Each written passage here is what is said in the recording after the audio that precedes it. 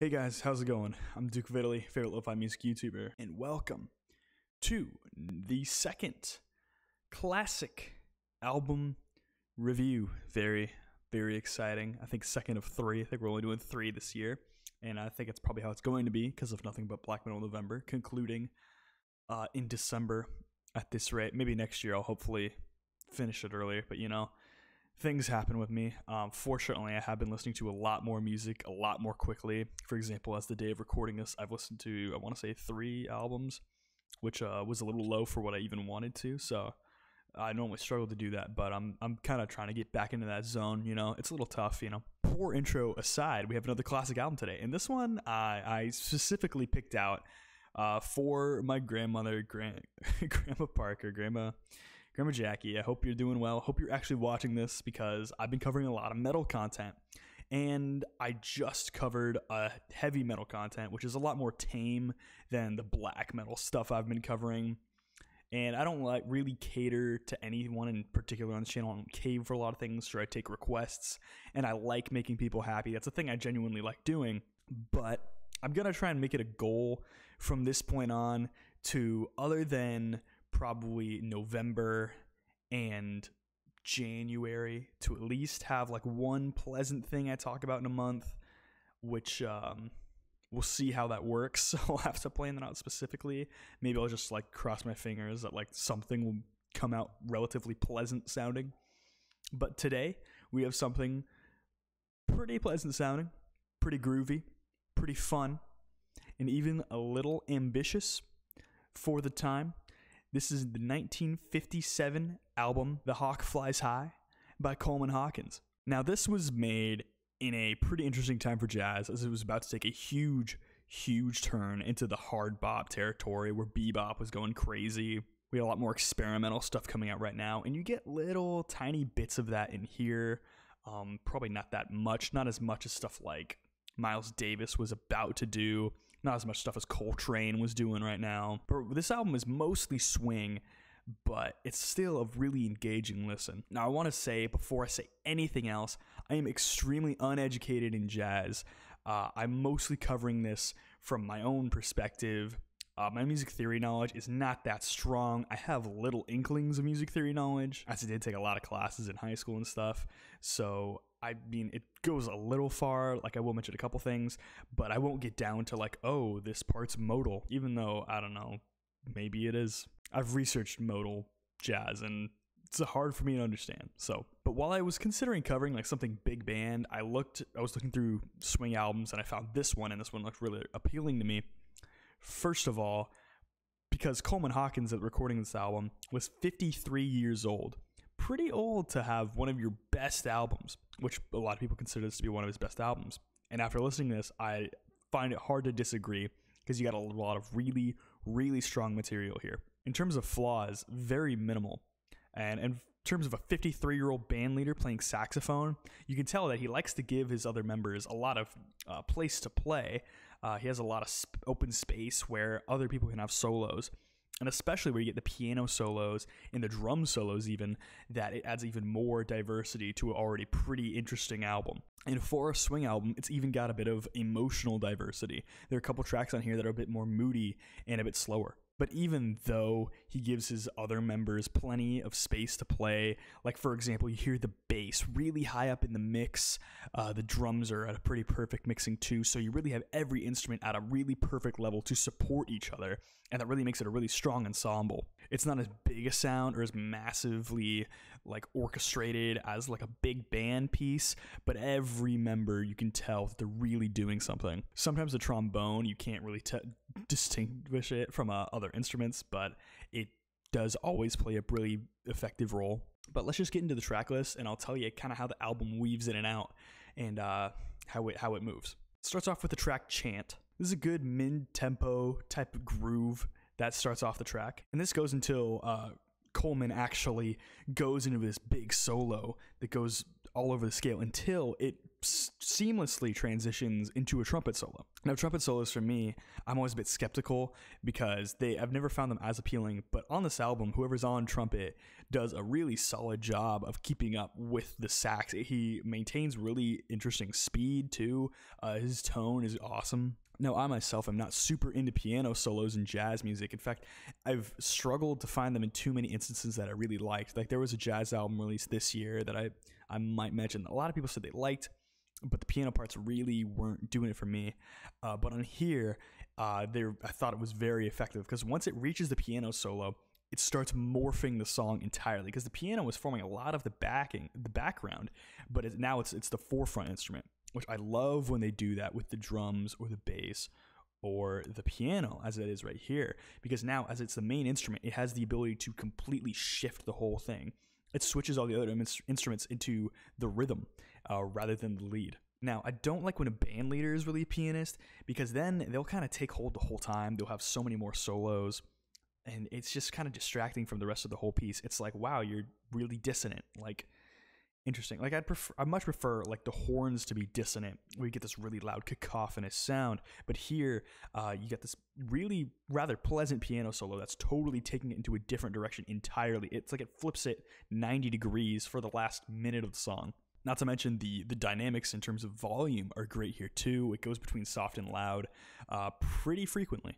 And every transition in this track is just perfect. And it's very shocking how you could it's almost like surgically applied two different songs were just stitched together into this pretty fantastic piece, which, as much as I like that song, it rather pales in comparison to the next track, Juicy Fruit, which is, I guess you could say, the centerpiece of the album, as it is 11 minutes in length. This thing is a monster, and it starts off with this really dynamic groove, and it's almost like a sputtering engine as you hear it like kick and kick to get going, and it's got these really syncopated entrances. It's almost like polyrhythmic in the way that it's like got these big gaps of silence before it enters again, and then the horn solo gets through and it drones for like a minute straight, and it's, oh man, Sunn. I love drone music. I think it's so effective, and the horn goes through, and the piano is just going between like 2 or 3 notes. It's a little hard to hear because of the old production style, but it's just so light and delicate, and it's just this really uplifting sound until the whole thing just shifts into gear, and it's like I don't know, it's like slow motion, like F1 racing it's all getting into gear, and then it just speeds off. And the trumpet solo as it goes on, it ranges from really fast to more mid-paced. Again, the variety in the solos here, where I do really appreciate that it's not constantly at like Mach 10 speed. It knows when to take it back, which really gives it a lot of dynamism, a lot more soul, a lot more emotion behind it, and it's just, I mean, kind of an arbitrary description here, but like it's just really fun to listen to.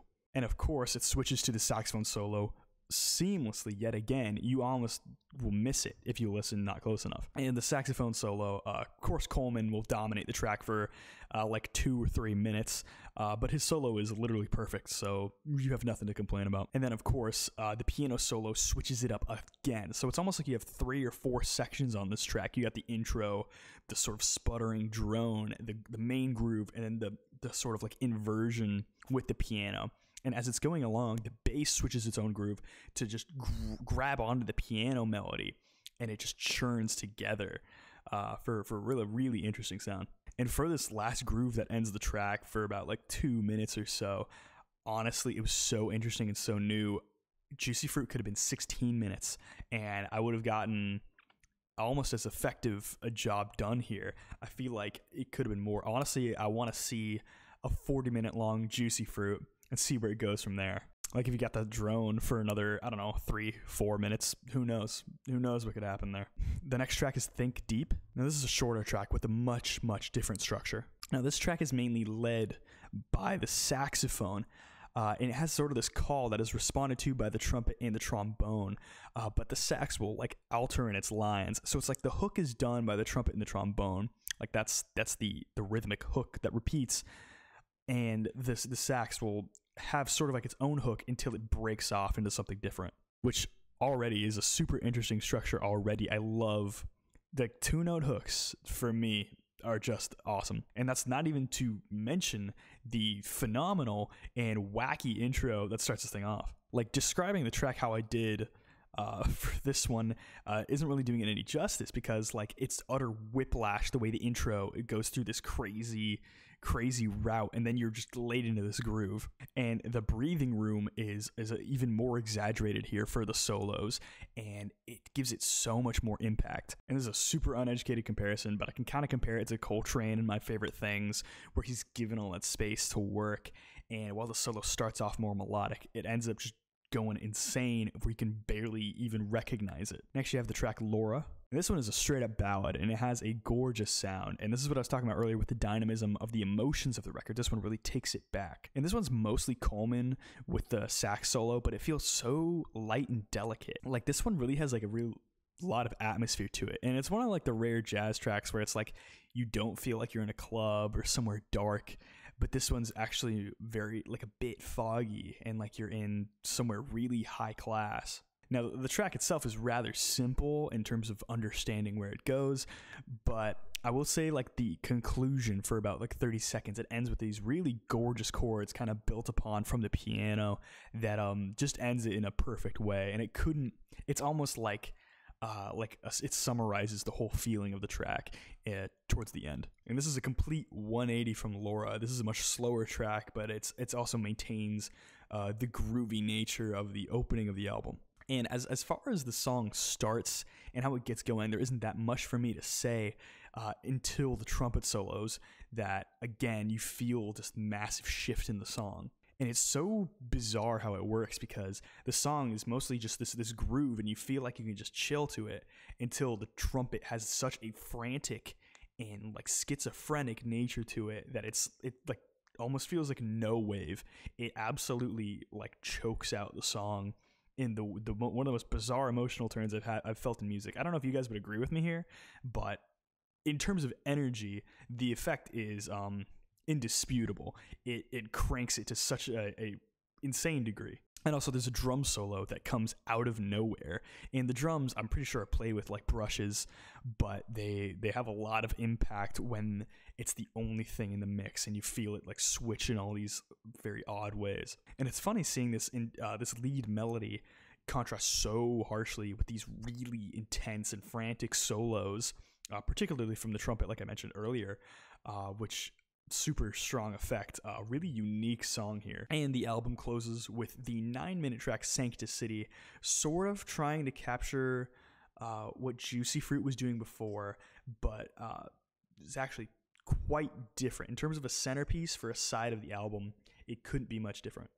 It could be more different, actually, where instead of that song lumbering and building into all these different melodies, and it's literally like a mountain in terms of structuring, Sancticity is like this slow crawl to a peak, except it starts way up here and it goes across. It starts off really, really fast paced, which you're sitting there probably wondering, like, how does it maintain 9 minutes in length if the whole thing is fast? It is fast, but it does it shockingly well. So you get your pretty typical swing until about the 3-minute mark, until there are these chromatic shifts that keep building up and up and up until it feels like it's literally going to boil over, and the energy never lets up. It's almost like it just leaves you with that energy until it switches into a different groove entirely. And it's just this assault of somewhat dissonant chords and a ton of speed. It's not the most dissonant thing in the world, but it certainly does have enough dissonance to really catch your ear's attention. In my opinion, this is probably my least favorite track on the album, because it's like, in terms of ambition, the only thing it really does is it kind of builds and it has the speed. It just doesn't impress me as much as the others, but I don't have really anything else to complain about it. It's really just things it could have done rather than what it did. So in terms of final thoughts on this album, I was really impressed with it. Didn't really expect a 1950s sort of like swing hard bop album to really impress me that much. Hard bop probably isn't even correct. I think I saw that categorization like on Rate Your Music or something, so it probably isn't correct. But I was really impressed. A lot of dynamism in these tracks, a lot of space for each instrument to breathe. For something that's barely over a half hour in length, I totally could see this going further. Perhaps for Juicy Fruit being longer, maybe some of the structures changing a little bit. A lot of dynamism, really interesting songs, really well done stuff. I think this is a pretty accessible jazz album too. So I think people need to like kind of like take a step back from like the Miles Davis and like John Coltrane's, not in terms of quality because they're great, but like in terms of like entry level jazz, like those aren't as good as an entry level jazz album as Hawk Flies High. And for a 53-year-old on sax, I'm very impressed. Yeah, this gets a based in red pill from me. This is pretty fantastic. But that's about it. I hope you guys are doing well out there. Do you guys like jazz? I hope you do, because if not, give this one a listen. I hope you guys enjoy it. Any comments, questions, or concerns, go ahead and comment down below. A like and a subscribe would be much appreciated. It would help me out a whole lot. My social media is in the description. My Instagram, my Twitter, my Discord page. My Discord page is about to be popping off for year-end lists, or just the one list where I do the top 10 albums of the year and some honorable and dishonorable mentions. But that's about it. Hope you guys are doing well out there. Have a good one.